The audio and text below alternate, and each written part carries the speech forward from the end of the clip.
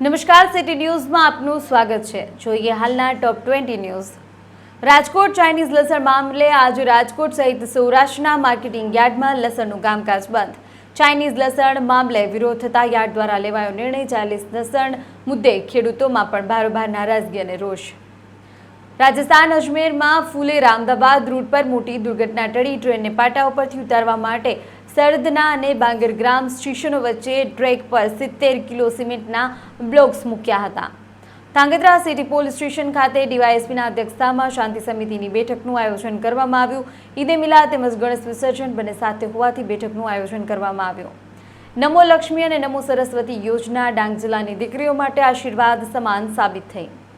ગુજરાત યુનિવર્સિટીની અનોખી પહેલ માર્કશીટ સાથે થતા ચેડા અટકાવવા પહેલા અને બીજા સેમેસ્ટરના વિદ્યાર્થીઓને પાસે QR કોડવાળી માર્કશીટ। QR કોડના આધારે માર્કશીટની થઈ શકશે ખરાઈ। નવસારી જિલ્લામાં વરસાદના વિરામ બાદ આજે ફરી વરસાદી માહોલ। નવસારીના ગણદેવી, બિલીમોરા, ચીખલી સહિતના વિસ્તારમાં વરસાદ। તાપીલામાં વિરામ બાદ જિલ્લામાં સવારથી વરસાદી માહોલ। વ્યારા સહિત ગ્રામ્ય વિસ્તારમાં છૂટોછવાયો વરસાદને પગલે વાતાવરણમાં પ્રસરી ઠંડક। અમદાવાદમાં SVPI ટર્મિનલ 2 પર આકર્ષક આર્ટ ઇન્સ્ટોલેશન કરવામાં આવ્યું। અમદાવાદના વારસાને રજૂ કરવા પરંપરાગત ડાબુ આર્ટનો ઉપયોગ કરવામાં આવ્યો। સુરતમાં પ્રધાનમંત્રી નરેન્દ્ર મોદીના જન્મદિવસની સેવા દિવસ તરીકે ઉજવણી કરવામાં આવશે। 24 કેરેટ ગોલ્ડન વર્કવાળા મોદક રાજકોટ ગણપતિ મહોત્સવ દરમિયાન અનોખું આકર્ષણનું કેન્દ્ર।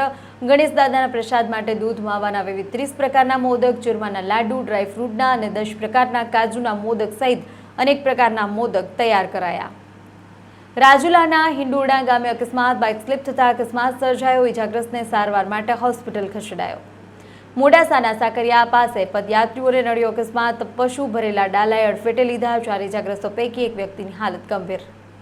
મોડાસાથી રાજેન્દ્રનગર ચોકડીનો રોડ બ્લોક કરાયો। ખખડધજ રસ્તાઓથી લોકો કંટાળ્યા। પોલીસ અને અધિકારીઓએ મામલો થાળે પાડ્યો। ભાવનગર LCBની કાર્યવાહી બાતમીના આધારે 2 આરોપીઓને પકડ્યા। સુરત શહેરી છાપોર પોલીસ સ્ટેશનને કરાઈ જાણ। ધોરાજીમાં બિસ્માર રોડ રસ્તા સ્થાનિકોને કોંગ્રેસે લગાવ્યા પોસ્ટર। પૂર્વ ધારાસભ્ય લલિત વસોયાના ભાજપ સામે આક્ષેપો। જૂનાગઢના બાટવા પાસેની સોના ચાંદીની લૂંટના 3 આરોપીઓને પોલીસે દબીચી લીધા। 1.15 કરોડની કરી હતી લૂંટ। ઉત્તરાખંડ મુશળધાર વરસાદને કારણે સોનપ્રયાગ વિસ્તાર પાસે ભૂસ્ખલનમાં કાટમાળ નીચે દબાઈને 5 લોકોના મોત થયા। રાહત બચાવ કામગીરી ચાલી રહી છે। માઉન્ટ આબુમાં ફરી મેઘરાજાનું આગમન થયું। ધોધમાર વરસાદથી અનેક વિસ્તારો થયા પાણી।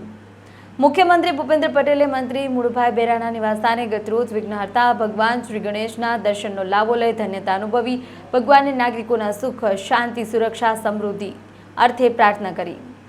દિલ્હી કેન્દ્રીય ગૃહપ્રધાન અમિત શાહે ભારતીય સાયબર ક્રાઇમ કોઓર્ડિનેશન સેન્ટર I4Cના પહેલા સ્થાપના દિવસની ઉજવણીને સંબોધિત કરી।